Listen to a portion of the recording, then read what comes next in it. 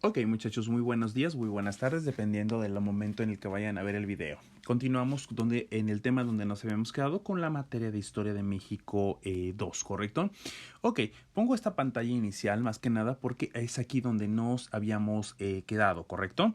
Vamos a pasar allá ahora sí como tal a la siguiente página. Ok, habíamos hablado de los proyectos de gobierno, ya habíamos hablado del proyecto de gobierno monárquico y el proyecto de imperial. Ahora vamos a continuar con lo que es con la república, ¿ok?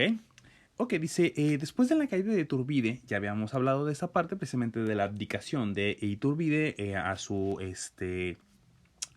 imperio. Dice, estados del país tuvieron la intención de disgregarse, es decir, como países independientes. Entre ellos estuvieron inclusive Guadalajara, es decir, nuestra actual Jalisco, Coahuila, Nuevo León y Texas, que conformaban un solo territorio. Es decir, ellos tuvieron precisamente la intención de alguna manera de separarse, ¿correcto? Sin embargo, bueno, se buscan precisamente medidas para resolver esta situación, ¿ok?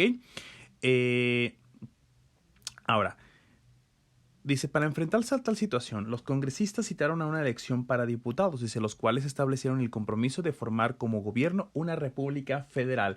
Es decir, aquí está precisamente el nacimiento de lo que se va a conocer como nuestra república, de alguna manera, la que conocemos ahora. Se le va a conocer precisamente como la República Federal. Dice, el 31 de enero de 1824 se dio a conocer el acta constitutiva de la Federación, con el fin de dar cumplimiento a las aspiraciones de las provincias. Esta acta constitutiva de la Federación va a proponer algunas de las principales cosas que a continuación voy a leer, ¿ok? La primera, bueno, ahí aparece en el artículo primero donde se los estoy poniendo. Dice, la nación mexicana adopta para su gobierno la forma republicana, representativa y popular, que es la que nosotros conocemos ahora. Es decir, cada uno de los estados, obviamente, cada uno de los ciudadanos de esos estados está siendo representado de alguna manera por una autoridad principal en su distinto estado y a su vez estos de alguna manera representan a todo ese pueblo dentro de lo que es el gobierno federal, ¿correcto? Seguimos. Sin embargo, muchachos, y aquí es donde me regreso un poquito para la parte de acá, Centroamérica, lo que nosotros ahora conocemos como Centroamérica, sí, desafortunadamente sí se va a mantener en su decisión de separarse. Eh, Vamos a ver, por ejemplo, ahí vamos, bien, retomo. Vamos a encontrar precisamente que esa parte de nuestro territorio sí se va a mantener de alguna manera en su decisión de separarse. Pues bueno, desafortunadamente, ¿no? Ok, continuamos. Ahora qué. Aquí pongo algunos elementos de los federalistas y centralistas. Otro movimiento que se va o otros par de movimientos que se van a mover, más bien van a permear de alguna manera en nuestro contexto social, ¿ok? Dice, dicha acta, el acta que ya hablábamos hace un momento, fue objeto de un intenso debate entre federalistas y centralistas. Cuando hablamos de centralistas y federalistas, hablamos de personajes que están de alguna manera de lado de que haya una autoridad en el centro del país que gobierne de alguna manera los estados o de que haya una soberanía de cada uno de los estados de la república. Es decir, aunque seamos república completa, es decir, una nación completa, si haya como una determinada independencia en lo que es la organización de cada uno de los estados. Por el otro lado están los centralistas precisamente que estaban en contra precisamente de lo anterior por el temor de que se provocara precisamente la separación del país, es decir, que hubiera distintos países en vez de haber solo uno como lo conocemos hoy, ¿ok? Dice, otro tema de discusión para el Congreso fue el nombramiento de la persona que estaría a su cargo, por lo que se nombró un gobierno provisional, presidido principalmente por Celestino Negrete, Nicolás Navarro y Guadalupe Victoria. Ahorita permítanme, ahorita les menciono precisamente algún dato particular de ellos. Se le va a conocer de alguna manera popularmente como el triunvirato. Va a ser representado precisamente por Nicolás Bravo, Guadalupe Victoria y Pedro Celestino Negrete. ¿Correcto? Seguimos. Dice, este poder gobernó hasta octubre de 1824, cuando se designó a Guadalupe Victoria como primer presidente de México. ¿correcto? Este va a ser nuestro primer presidente, de alguna manera, mexicano, elegido principalmente por ya bajo situaciones constitucionales, es decir, bajo un poder constitucional. Cuando hablamos de un poder constitucional, significa que ha sido elegido de manera libre por todos los ciudadanos, ¿correcto? Y de acuerdo, manteniendo los lineamientos de la Constitución, lo que nos marca la Constitución, ¿ok? Ok, les menciono un poquito información sobre Guadalupe Victoria. Guadalupe Victoria dice, es diputado, senador, fue diputado, fue senador, gobernador de Veracruz y primer presidente de México independiente desde el 10 de octubre de 1824 hasta el 31 de marzo de 1829. Él es duranguense, tiene algunas raíces por ahí muy fuertes veracruzanas, ¿correcto? Seguimos, ok. Menciono unos datos importantes también de él. Dice, Guadalupe Victoria va a ser, o fue el iniciador de alguna manera de lo que se va a conocer como la administración pública mexicana. También va a ser el fundador de los 3 poderes de gobierno de la República que nosotros conocemos ahora. Va a ser defensor de alguna manera de las garantías individuales del ser humano y de lo que es la Constitución y la Constitución, perdón, de 1824. ¿Ok? Instituye también lo que es la Suprema Corte de Justicia de la Nación y hace efectiva precisamente la abolición de la esclavitud. ¿Ok? Estos son algunos datos importantes de alguna manera de Guadalupe Victoria. Seguimos. Dice, además de atender los asuntos sobre la economía precaria del país, los legisladores electos, los que ya hablábamos, Nicolás Bravo, el triunvirato, elaboraron la primera constitución que realmente rigió al país. Dice, una vez concluida la redacción del documento y aprobado por la mayoría de los legisladores, fue firmada el 4 de octubre de 1824. En ella se describe la forma de organización política de la nación, dividida en 3 poderes, ejecutivo, legislativo y judicial. Los 3 poderes de los que hablábamos precisamente, que fue iniciador, o fue fundador, Guadalupe Victoria. ¿Ok? Seguimos. Ahora, lo que me interesa precisamente es esto. El artículo 1 y el artículo 2. Dice, la nación mexicana es para siempre libre e independiente del gobierno español y de cualquier otra potencia. Segundo, su territorio comprende el que fue del virreinato llamado antes Nueva España, el que se decía Capitán General de Yucatán, el de las comandancias llamadas Provincias Internas de Oriente y Occidente, y el de la Baja y Alta California por los terrenos anexos e islas adyacentes en ambos mares. Y este es otro punto importante, ¿no? Dice, la religión de la nación mexicana es y será perpetuamente la católica, apostólica y romana. Esto va a ser fundamental, ya lo habíamos mencionado, durante mucho tiempo en nuestro recién país nacido llamado México, va a ser precisamente de cajón la religión fundamental, la católica. Tan es así precisamente que va a haber personas que van a ser corridas de alguna manera del territorio mexicano precisamente por ser de otras religiones. Ahorita lo vamos a ver más adelante. Dice, durante el gobierno de Guadalupe Victoria, dice, el 10 de octubre se realizaron las elecciones presidenciales bajo el marco legal de la Constitución. El triunfo electoral fue otorgado a José Miguel Ramón Adauto Fernández Félix, mejor conocido, muchachos, como Guadalupe Victoria, en homenaje a la Virgen de Guadalupe y a la victoria que se conseguiría con la independencia de la Nueva España. Este va a ser un dato importante, es decir, se cambia el nombre precisamente en función de esos 2 elementos, ¿correcto? Ok, ya habíamos mencionado un poquito por ahí de lo que hizo Guadalupe Victoria o de lo que ayudó precisamente a Guadalupe Victoria a nuestro país, ¿correcto? Tenía varios proyectos en mente para instituir el liberalismo y obtener capital con el objetivo de iniciar la industrialización del país. Esto va a ser fundamental también. Además de pretender mantener en su gabinete un equilibrio entre las facciones contrarias. Desafortunadamente, el antagonismo entre centralistas y federalistas provoca, desafortunados y continuos movimientos en contra de Guadalupe Victoria. Entre los principales movimientos que vamos a encontrar precisamente encontramos el de Nicolás Bravo, quien se rebela contra el presidente y mediante un plan proclamó la disolución de toda clase de reuniones secretas. Se da la expulsión precisamente de Joel Roberts Poinsett, por ahí vamos a ver un poquito más adelante de él, por ser precisamente protestante. O sea, es lo que yo les decía hace un momento. Precisamente hay personas que van a ser expulsadas de nuestro territorio precisamente por considerarse que van en contra de la religión principal de nuestro país, ¿correcto? Al término de la presidencia de Guadalupe Victoria, la logia denominada yorquina se dividió en moderados y ya radicales. Ya habíamos hablado de que durante esta época vamos a encontrar elementos importantes, entre ellos están todas las logias masónicas. La yorquina en este caso se divide en moderados y radicales y se realizan por allí,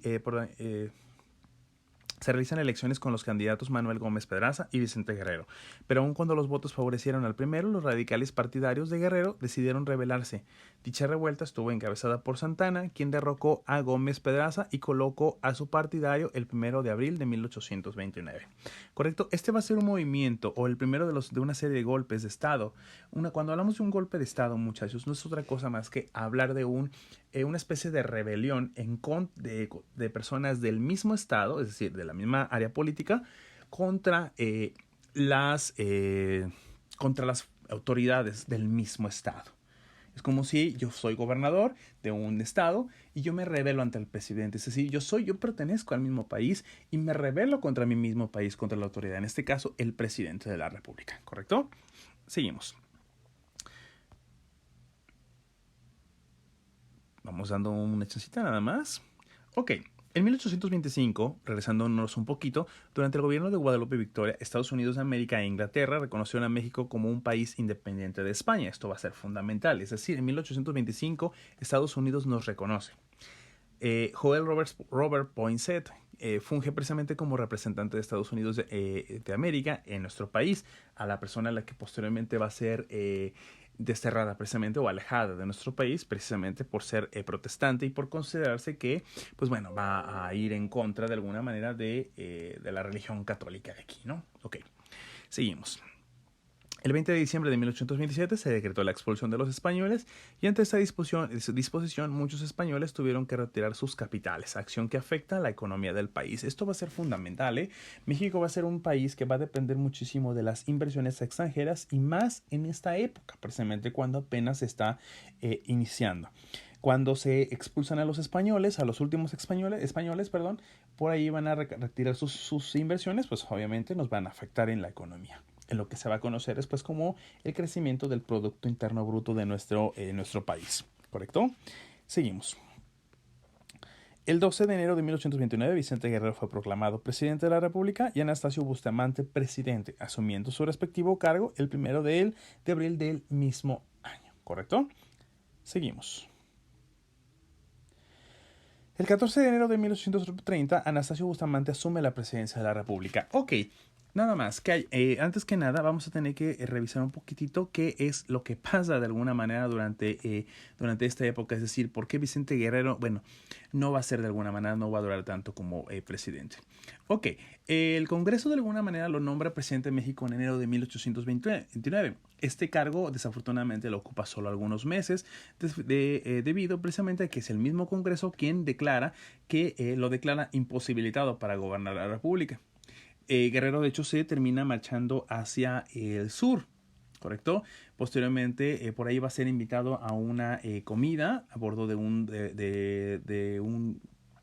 El Colombo y desafortunadamente va a ser entregado y posteriormente va a ser fusilado. De Vicente Guerrero tenemos una famosa frase que se va a conocer como la patria es primero. Esta frase de alguna manera es la respuesta de Vicente Guerrero a su padre. Perdón, permítanme. Dice, la frase la patria es primero, respuesta de Vicente Guerrero a su padre, ha pasado a la historia, al igual que este destacado héroe de la consumación de la independencia. Una disculpa, muchachos, de repente tengo todas mis notas aquí en mi cuaderno, o en los cuadernos precisamente y en los libros de trabajo, y entonces por ahí de repente revuelvo un poquito las hojas, ¿ok? Por eso de repente las pausas. Ok, bueno, entonces, desafortunadamente Vicente Guerrero, pues bueno, no va a durar mucho, más que solamente un año.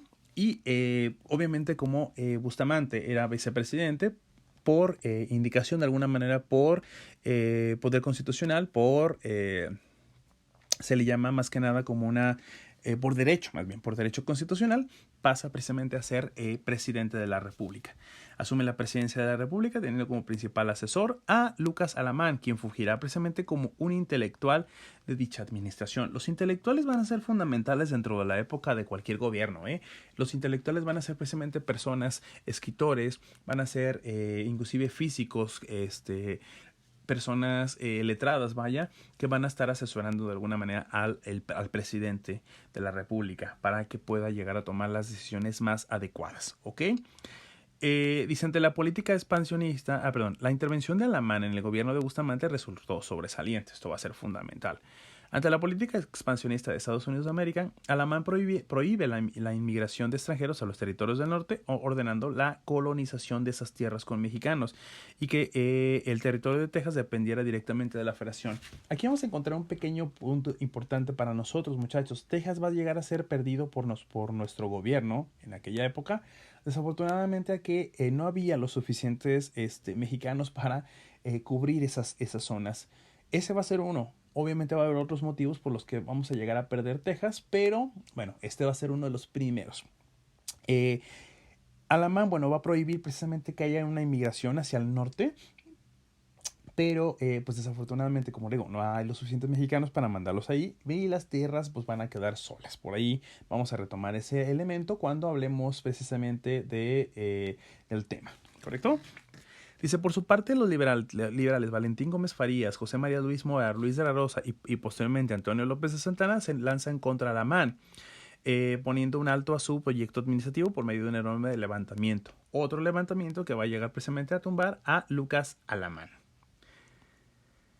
Dice, logrando la renuncia del gabinete y de Bustamante a la presidencia. Esto va a ser muy común, repito, muchachos. Va a haber muchísimos conflictos siempre. Es decir, apenas vamos a tener a un presidente dentro de lo que es el gobierno y vamos a encontrar precisamente a otro que de alguna manera va a estar en contra de él y, pues bueno, va a llevar a cabo un levantamiento.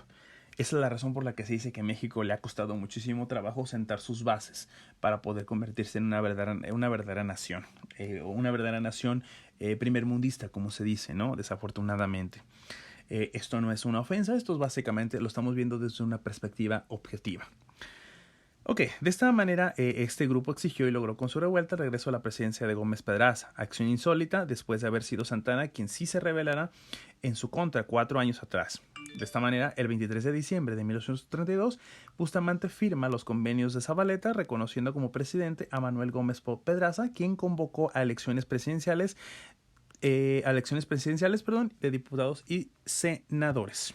¿Correcto? El gobierno...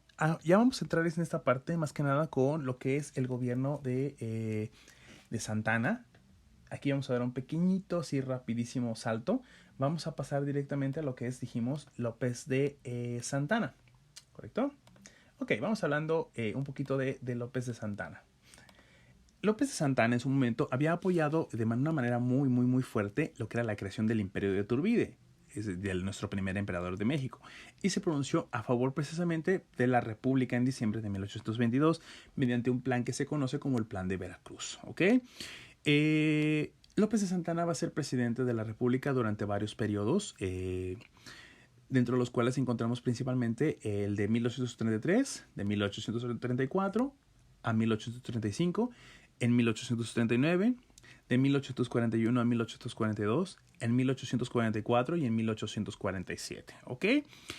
Por eso precisamente aquí menciono, dice López de Santana, el gobierno de López Santana, sustituido en repetidas ocasiones por Gómez Farías, fue el primer gobierno liberal que imperó de 1833 a 1835, ya lo habíamos mencionado. En él se apertura la expresión de las ideas, las ideas y la libertad de prensa, y también se busca obtener un país laico y moderno, que es el que ya habíamos mencionado, libre literalmente de la influencia de la iglesia. A raíz de estas disposiciones hechas por Gómez Farías, Santana se percató de que los intereses de la aristocracia y el clero desafortunadamente estaban en peligro. Y por tal motivo lo destituyó en 1835, suprimiendo las reformas y la Constitución de 1824. Ok, muchachos, aquí hay que mencionar un punto. Cuando se habla de un gobierno liberal, laico y demás, obviamente dijimos, deja de lado a la iglesia, es decir, sí le da su lugar, pero solo como una especie de credo. no le deja como un poder, podríamos decir, político. Es decir, que tenga la religión un poder dentro de la sociedad civil y dentro de lo que es el gobierno. No, sino que queda, repito, como un simple credo. Cuando se habla precisamente de un gobierno laico, obviamente se afirma precisamente que el gobierno va a retomar, entre otras cosas, también lo que es el poder de la educación. Es decir, el gobierno es el que se va a encargar precisamente de darnos la educación. Es la razón por la que en todavía lo que es en primaria, secundaria y preparatoria, a excepción de algunas preparatorias que son dedicadas específicamente o que están regidas especialmente por alguna organización religiosa, pero la mayoría prácticamente, principalmente las que están del Estado, son laicas, es decir, no involucran un conocimiento religioso. No es como que les estuviéramos, por ejemplo, hablando en la preparatoria del catecismo y demás y preparándolos para su primera comunión y demás. No, sino que tenemos un conocimiento más abierto y la educación nos permite, o la educación laica nos permite también trabajar con, hacer un poquito críticos con la religión, no ofensivos, críticos solamente, ¿ok? Antonio López de Santana, bueno, va a ver que estas reformas que están haciendo, pues va a generar problemas especialmente para la religión católica.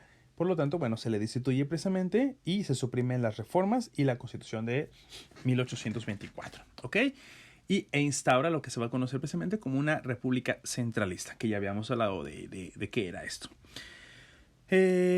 Dice, después de la guerra de independencia, el centralismo fue rechazado, puesto que los partidarios de la monarquía lo consideraban negativo para un país destruido por un movimiento armado, pero debido al fracaso de Agustín de Iturbide cayeron en contradicción al decidir que dicho tipo de gobierno centralista era la mejor opción para el país. Entre 1835 y 1836 se diseñó la nueva constitución, la cual se denominó las 7 leyes constitucionales. Dicho proyecto estuvo encabezado por Santana, cuyos postulados veremos a continuación. A continuación, muchachos, les voy a dejar precisamente en la pantalla los 7 postulados principales de lo que es de esta nueva constitución, de la constitución de 1835. Perdón. Vamos a leer a lo mejor por ahí alguno, nada más. Y sí es importante pasarlos a su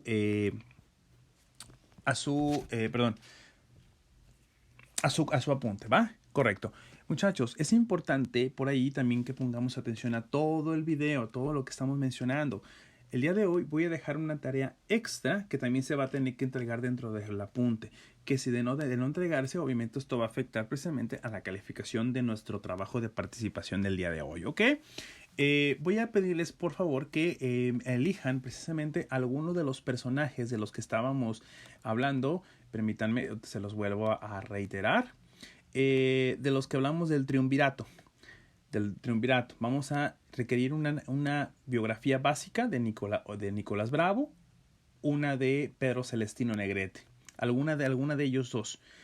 Vamos dentro de nuestro apunte, hacen su apunte y al final me ponen precisamente la investigación que hayan hecho sobre Nicolás Bravo y Pedro Celestino Negrete. Solo es de uno.